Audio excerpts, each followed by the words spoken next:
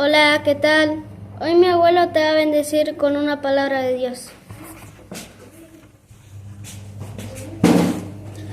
¿Qué tal? ¿Qué tal? Qué bendición, mi nieto, el cual Dios ya lo predestinó de antemano. Va a ser una carta abierta donde va a bendecir a todos aquellos que aún no conocen del amor de Dios a través de nuestro Señor Jesucristo. Va a ser una carta abierta donde va a bendecir a través del poder de Dios que es su palabra.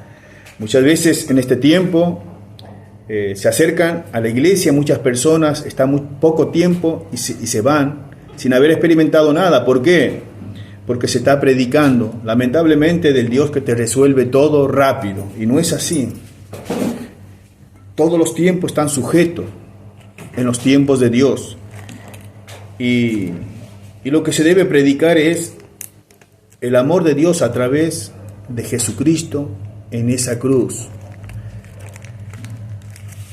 Y que debemos buscar el tiempo de Dios y dejarnos guiar por el Espíritu Santo de Dios que en este tiempo está para prepararnos para saber recibir la palabra de Dios, discernir la palabra de Dios, vivir en comunión con Dios y descansar a través de la fe en Dios. Resulta que había un matrimonio que le fueron a predicar y el matrimonio le dice: me gustaría ver si tu Dios nos responde para poder creer. Con algo simple, me gustaría levantarme a la mañana y que Dios nos regale una hermosa planta con una bella flor. Y yo creeré en ese Dios que me predicas, que es de poder. Entonces, dice que el otro día viene y salen y observan que había simplemente una planta de cactus donde ellos querían tener esa planta de flor. Y en ese cactus había un gusano. Y dice que dijeron: ¿qué Dios es este? Que le pedimos una planta de flor y nos da un cactus con un gusano. Y dice que en muy poco tiempo ese cactus le dio una de las flores más bellas que ellos habían visto jamás en su vida.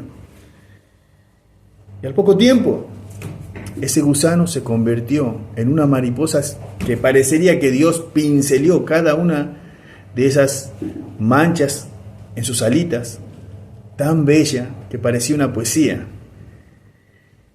Y hay veces que uno no entiende cómo se maneja Dios.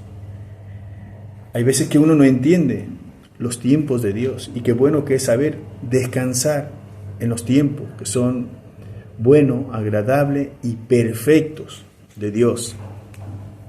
Por eso me gustaría compartirte Isaías, capítulo 55, versículo 8 y 9, dice: porque mis pensamientos no son vuestros pensamientos, ni vuestros caminos, dijo Jehová.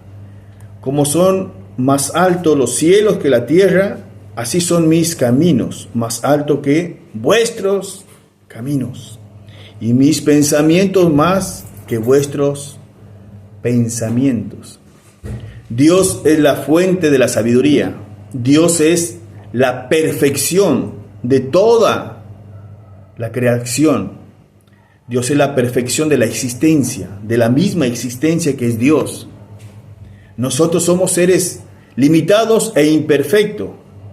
Y más cuando estamos alejados de Dios, es muy difícil que podamos entender a la fuente de la sabiduría perfecta. Por eso Dios nos invita a conocerlo cada día para poder entenderlo, para poder comprenderlo a través no de mis pensamientos, sino a través de su palabra, su palabra a través del Espíritu Santo que va a habitar en nosotros cuando buscamos a Dios, abrimos nuestro corazón a que Cristo entrone en él y que su Espíritu Santo nos guíe. Ahí es cuando vamos a tener el discernimiento de entender la palabra de la ciencia, del bien, la palabra de la sabiduría, de lo sobrenatural, que muchas veces no podemos alcanzar a entender lo natural, mucho menos vamos a poder entender lo sobrenatural si estamos alejados de la fuente, que es nuestro Señor, nuestro Creador, nuestro Padre Celestial. Por eso es importante que para entender que tenemos un propósito en el camino de Dios, que se nos predique, que recibamos esa predicación, que es la buena doctrina, que es el amor de Dios a través de Jesucristo, plasmada en esa cruz del Calvario, y buscar la comunión con Dios a través de la oración y ser llenado del Espíritu Santo. Esos son los planes de Dios. Y así vas a ver que vas a llegar al camino de Dios y vas a permanecer hasta alcanzar las promesas que Dios tiene para cada uno de nosotros.